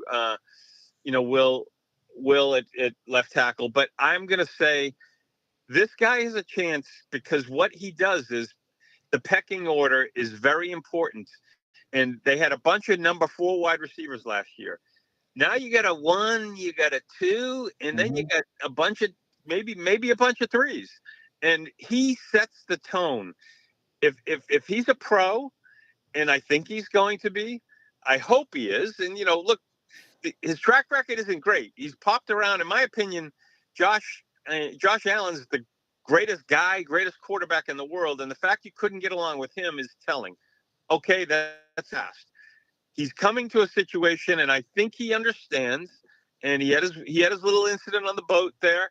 That was taken care of, handled perfectly by Vrabel. Did not become a big story, but he's the guy because the wide receiving was abysmal last year, and now they have you got Pop Douglas. Is Pop Douglas for number 3? Now he doesn't have to be the best receiver. He's be the slot. But what you just said earlier, a couple minutes ago about they have a number 1 and then a couple 2s and some 3. It sounds very much like Tom Brady most of his career, with the exception of maybe Randy Moss for a couple of years. It sounds very much like the receiving core that Tom Brady had all those years, or most of them anyway. Right, and now when you don't have Brady, you can't do that. So you need. Listen, Stephon Diggs looked great in camp. Now in the camp, he didn't go through the full. All his stuff was in drills. He looked great. He's showing up. In my opinion, that's the great sign, because I was worried he was going to show up possibly on the PUP list. He's going to be there first day working out. Initially it was said maybe he won't be ready for the opener. He's ready. He's ready for the first day of camp tomorrow. I think that's great news for the Patriots. And his attitude, hasn't always been great. If he's the guy I'm watching, because if he's on point, if he's working his tail off, if he's taking a leadership role, I think this team offensively, because I think this team's going to be very good defensively, but offensively could be pretty good. And last year that was one of the worst defenses in the history of the game. So we're going from worst to pretty good with this defense, this coaching. We got Doug Marrone, offensive line coach. He's legit. This isn't Dante Scarnecchia, but it's close. This team has. Josh McDaniels has got now a young quarterback again. We got to go back to Mac Jones' best year, 10-7, his rookie year. That was with this guy. So I think everything's in place. I don't want to get too positive, Pete, because I think injuries could happen. But I think if Stephon Diggs meets his expectations with this team, I think this team's going to be pretty good. They could win 10 games, and I think that's. Is it crazy to go from 4 to 10? No, it isn't. Not in this NFL. We saw it last year with Washington when they had legitimate coaching, legitimate quarterback play, legitimate wide receivers, and a very good defense. Look, I said it to you before. The coach may have cost him at least 3 games last year, maybe 4. So just with his coaching style alone. So Embarrassing. All right, buddy. Thanks so much, and we'll look forward to reading your stuff on the Eagle Tribune, and we will hopefully we'll talk next week. Thanks so much. Let's talk. There's a lot going on the next week, and I'm really excited about the Sox Dodgers series as well. Excellent. It's going to be packed. The place is going to be rocking. They're going to win at least one game here in Philadelphia. I'm a big Richard Fitz guy, and that's his start tonight, so I'm looking forward to that. All right, buddy. Take care. All the best to you and the fam, and we'll talk soon. Bill Burt from the Eagle Tribune joining us. We're going to take a quick break, Angel.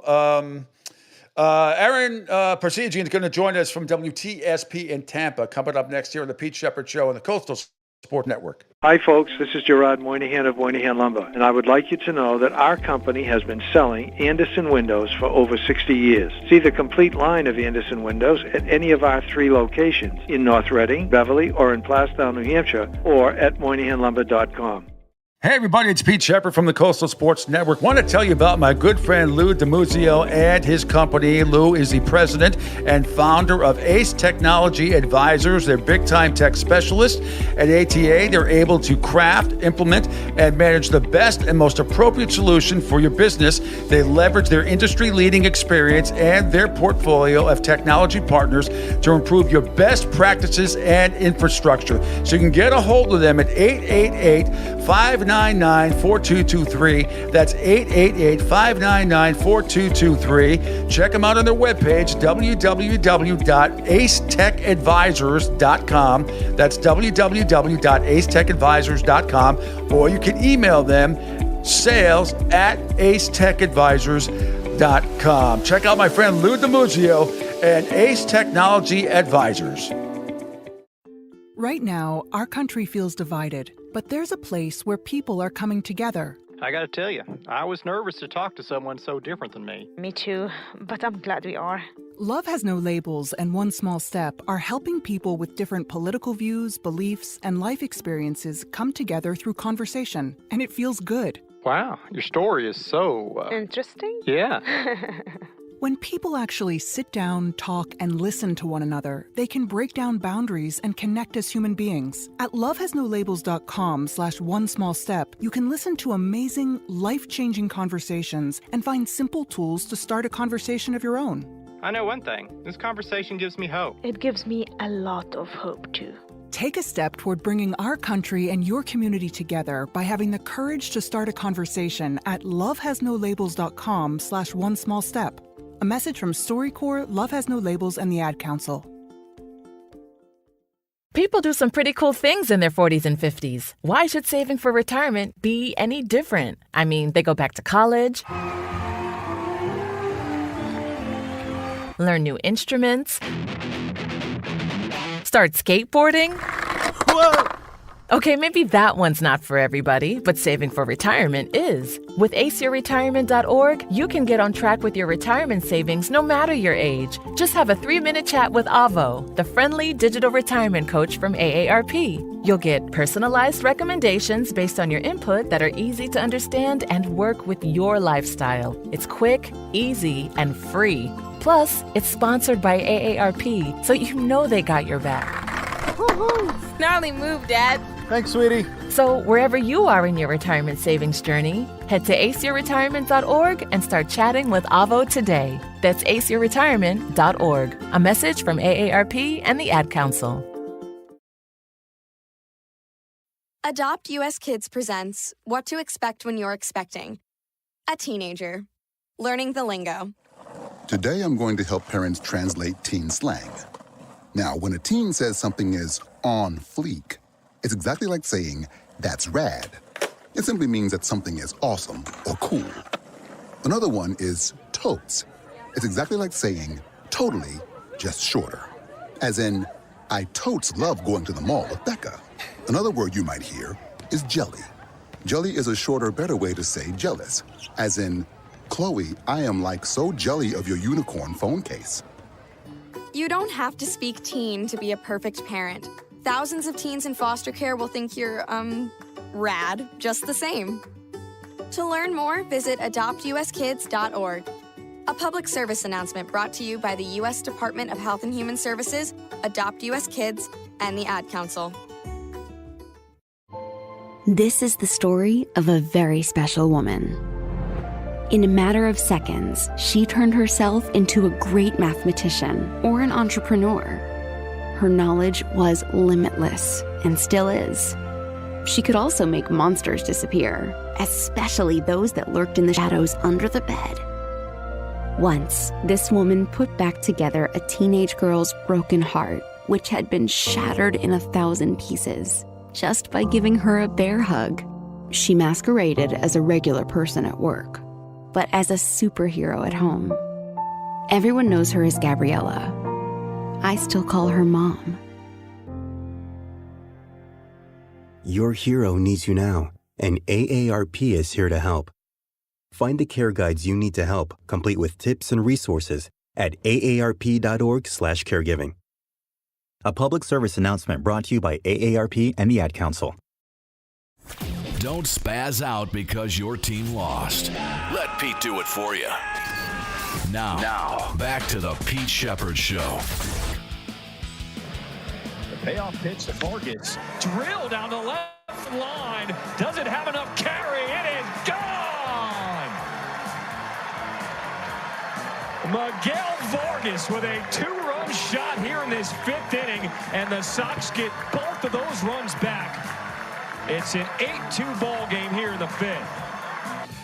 Vargas. Those of you who know Seinfeld have seen the opposite, know that Vargas was a Vargas every time you hear that. A lot of White Sox fans in Tampa last night. I don't know how that happens. Cubs, I expected it, but Jesus, God almighty. Hey, what's up with that? Anyway, welcoming in our next guest for the day here on the Pete Shepherd Show. Welcome back. It is Ari Parseghian from WTSP in Tampa. Good morning, sir. How are you? Good morning, Pete. I apologize. I got blank walls because I'm moving right now, so I kind of look like I'm in a padded room, but we're going to deal with it this morning. I found out last time we spoke, I didn't realize you were from New England originally, and now you're leaving Tampa and you're headed to WBZ, PBS affiliate in Boston. Congratulations on the new gig. Thank you. Yeah, I'm excited. I grew up, 5 minutes down the road from there, so it's kind of a coming home, a full circle moment for me, or will be in a week or so. You're going to be anchoring the news, sports, or everything? Just reporting, general assignment reporting. So be out in the field doing whatever's happening that day. Wow, you're gonna miss the Tampa Bay where we're gonna play next year talk. I mean, yeah, I'm gonna follow it closely. All right, can we discuss that? Has there been? I mean, there's a story that came out. I don't believe anybody until I see it. Every time something seems like it's going to happen, whether it's in Ybor City or whatever. Then there's always like, but ... but politics or whatever. Somebody's pizza isn't working. Whatever it is, there's not enough cigar bars. I don't know what it is, but what's the latest as far as the Tampa Bay Rays? Anything you've heard? Is there any progress being made as to where the hell this team is going to play? Well, Pete, I think you said it perfectly there. I wouldn't say anything's official until it's official. I mean, I heard it was a done deal in St. Pete, over a year ago, and look how that turned out. But I think there's real movement behind this, eventual potential sale. There's a lot of reports about this. Patrick Zalupski, the Jacksonville developer, who was reportedly with Rob Manfred at some of these All-Star Game festivities. All signs are pointing like this sale will be finalized probably in a few weeks, by September, and then ultimately approved by the other owners in the MLB. And I think that opens the door for a stadium to be potentially anywhere in the Tampa Bay area. I think, it's going to stay in the Tampa Bay area. And those initial reports from the Athletic showed that Zalupski's more interested on the Tampa side of things. Obviously, you have a bigger population on that side. And from what I talked to Ken Hagan, the Hillsborough County Commissioner, has been involved in these deals or talks for, well over a decade, dating back to long ago. He says a lot of the same options that they laid on the table for Stu Sternberg and that ownership group are going to still be around this time around, and they're kind of ready to have those conversations. So it looks like that Tampa side is going to be the place that they're going to be looking once if this sale is finalized. Do you think that's the right move for traffic reasons? Look, every stadium in every sport, there's going to be traffic. I mean, we get that. It's incredible. I think, having been to a lot, not every stadium, I've been to a lot of arenas, stadiums, ballparks. Incredibly, one of the easiest places to get out of is Giant Stadium or MetLife Stadium because it's right near the turnpike. But every other stadium, it's tough to get out of. But from your perspective, if you were in charge, are you agreeing with it should stay in the greater Tampa area, or would you move it somewhere else? I don't think you move it anywhere outside of the Tampa Bay area. That wouldn't make any sense to me. I mean, some of the areas they were talking about are some of these fans that get all excited when they hear about a sale coming down the pipe, whether it's Nashville, Charlotte, Orlando, Montreal. Montreal. Why would the MLB, just speaking kind of loose here, why would the MLB want to move to a smaller media market? It doesn't make much sense. You have that built in Tampa. Now, whether you think the St. Pete or Tampa side is the right way to go. I think, most of the studies show about attendance and kind of the location near a certain amount of population. Tampa's going to have way more people within driving distance to the stadium. And I think they're going to think that helps the population. On the other side, St. Pete, I mean, they were giving a lot of money up front. And that might be hard to turn down too. And, I heard from the city and Mayor Ken Welch, who says, they're willing to have conversations with a new ownership group. So that could potentially put a deal in St. Pete on the table again. So I think all those options are kind of going to be open and kind of reinvigorates with new ownership some of these discussions. It's probably going to be, we know how business works, sports business, and it could end up being, I agree with everything you said. The Tampa area looks, better than the St. Pete area. I understand that. But then, I don't know, somebody throws a few dollars around for this, that, or the other thing, and all of a sudden, St. Pete looks like a great option again. Until I see it actually officially written down, I don't know if I can honestly believe anybody, because this has been such a cluster bleep from the get-go. The story always changes. And what are they going to do with the Trop? What's going to happen if they, what's going to happen to that building? Well, if you drive by right now, they're starting to see some of the signs of construction. There's fence around it. Yeah. There's little things going off on the dome, tarps and stuff. Looks like they're trying to protect it from the rain, but it seems like the work to, rebuild that place is ongoing. I think their goal is still to have it done by towards the beginning of season next year. They originally said opening day. I think what you're going to see is the Rays start the season on the road for a little bit, and then hopefully have time to move them back in. And reasonably, due to their lease agreement, they'd have to stay there through the 2028 season. Yep. So once you start talking about new stadiums, potentially you could get one done in 2029. That's kind of a pipe dream, maybe. That would take a lot of effort right away to get some of these balls rolling. But then you could potentially say, if they update the Trop to a certain degree, okay, maybe we can stick here for another year, kind of sign an extension, get ready for a new place to move into. But regardless, the plan is to have the Trop prepared, the Rays play there through the 2028 season, and then that's when things become up in the air. I was surprised, and I know Angel has a question for you as well, but I was surprised that Rob Manfred came out the other day. I missed this until I got on the show, about if the Rays do make the playoffs, that they are going, or the World Series even, they're going to play at Steinbrenner Field. I can't believe it. I'm stunned at that. Stunned. Rob Manfred's been a friend of Tampa fans as of late. I mean, that's a huge announcement too, because it would be, when you think about it, I mean, unfair to have these guys play in who knows where, Omaha or something, in the playoffs, when all these fans have been here throughout the season, sitting in 100-degree weather, or Miami, make them drive. It's going to be, I'm hoping obviously that the Rays make the playoffs, and that's going to be an exciting atmosphere, I think, if some of those games get down to the wire and everyone's packed in that little stadium. I just, it's amazing to me because, I know Rob's been a friend to Tampa Bay. There's no question about that. But usually the almighty dollar comes into play. And it would not be fair to have them move to where the Marlins play, and despite being the bigger facility, or Orlando for that matter, or any play. I get that. But it still surprises me that he came through, that he said those comments. But anyway, I know Angel Martinez who's also in Tampa and follows the situation real well. Angel, go ahead. What do you have? Number one is congratulations on going back home. Although personally, it sucks for some of us who follow you around here. So I'll make sure to still keep up with what you do up in New England. But it just stings, Aaron, because there's not many guys you connect with around here, especially when it comes to the sports side of the house, just the way Tampa is. But it just sucks for us in the Bay Area that we're losing you, but I know New England's going to be home, so congratulations there. But this whole saga with the Rays, and it's incredible to me where, like you said, and I said it to Pete not too long ago, until it's concrete, we have not a clue what this team's going to end up doing. It's supposed to be a one-year deal, only at Steinbrenner Field.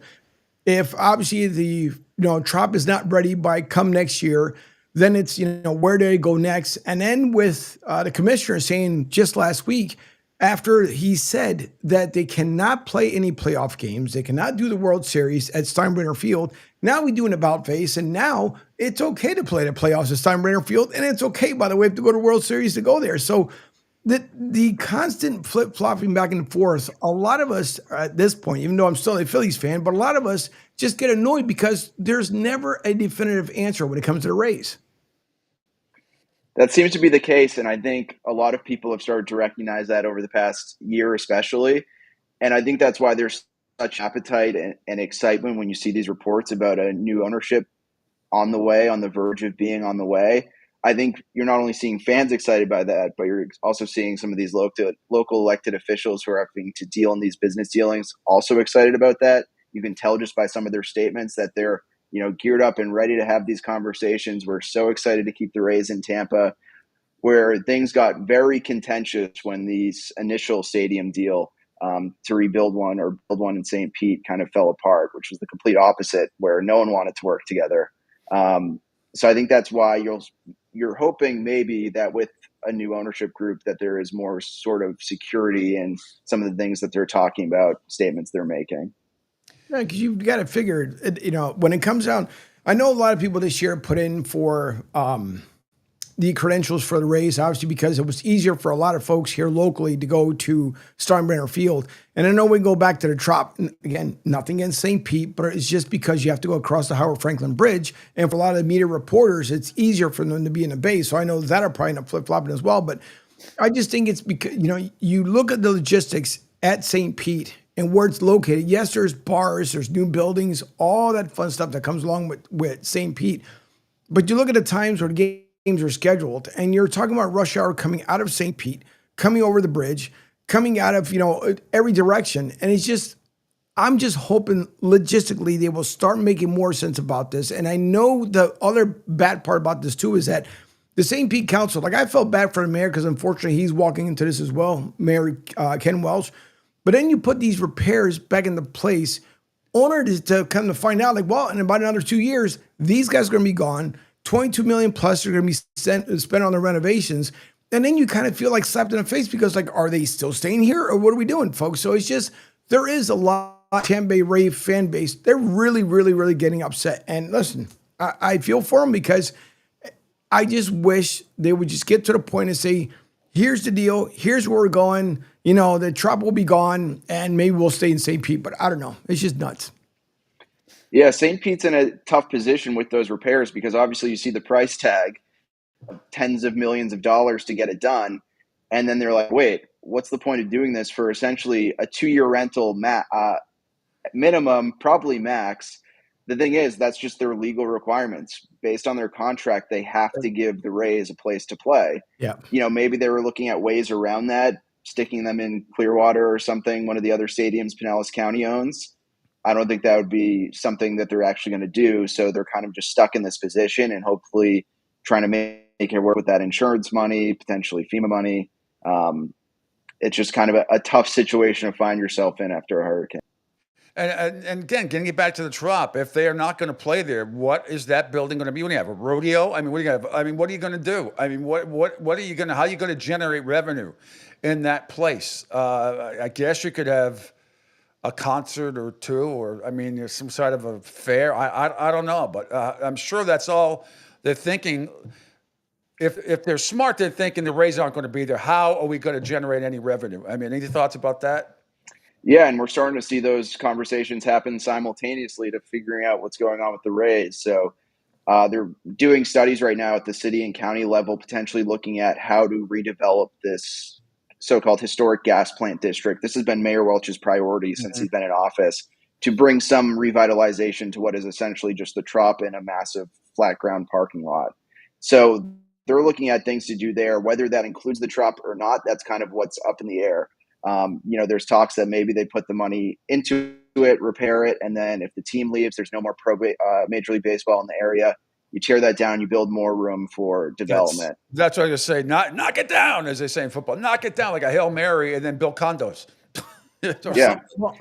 A lot of people want to see a convention center there. They think that can bring a lot of, travelers, bring a lot of guests, how it's kind of an anchor in the city of Tampa. Have one of those in St. Pete, kind of build up the business community as well. So those are some of the things they're thinking about for that area. Well, again, if you have a Super Bowl there again and you have a convention center, that's the perfect place. Because a lot of these been to many Super Bowls, and there's, the convention center sometimes it's not at the state, it's, a few miles away. I don't think that would be a horrible idea for the NFL if indeed it does happen that they, could have an event at a convention center, and then Ray J is not too far from there. Yeah, and Ray J is going to be the other stadium conversation happening down the pipe here too, because they're going to want to see repairs there. That's going to be a whole nother conversation, probably in a few years, couple years, but that's something to keep an eye on as well, because that stadium's starting to get up there in years as well. Well, I'm wondering when you're back up in Boston, if they're going to send you back down in whether it's a late January, early February for the Winter Classic when the Bruins play Tampa Bay at Ray J. And I am still going to be fascinated to see what the weather is going to be like and how they're going to keep. God forbid there's some sort of a. And I mean, it was warmer than usual. We get those couple of weeks could be in the high 30s, low 40s. But at nighttime, I don't know. I don't know how they're going to do it if it's 85 degrees outside. But God bless them for trying. I can't wait to see it, because I don't know how whoever has to handle that ice is going to be in for a long weekend.